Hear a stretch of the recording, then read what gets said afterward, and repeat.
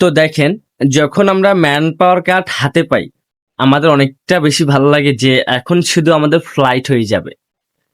Man power card অনেক কষ্টের পরে হাইছি, অনেক কষ্টের পরে পাইছি, অনেক কষ্টের পরে, অনেক সাধনার পরে, অনেক কিছুর পরে ম্যান পাওয়ার কার্ড হাতে পাইছি।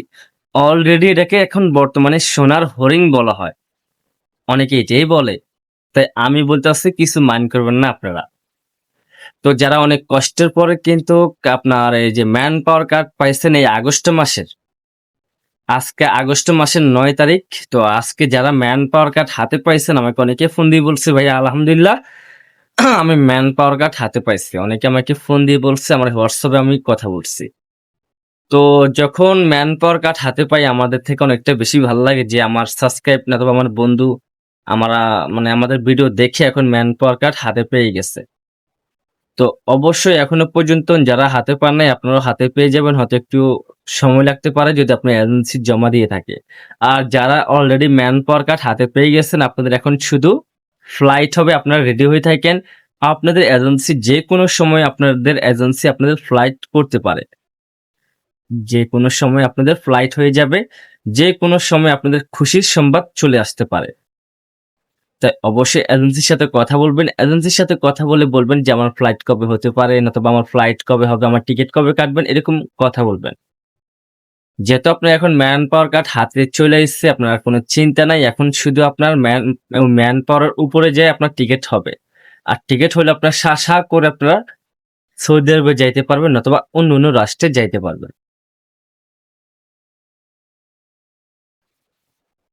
তো বন্ধুরা, আপনারা সকলেই জানেন আমি গত ভিডিওতে বলছিলাম আমি একটু অসুস্থ। আসলে আমি একটু অসুস্থ ছিলাম। তো এখন বর্তমানে আলহামদুলিল্লাহ আপনাদের ভালোবাসায় মানে খুব ভালো লাগতেছে।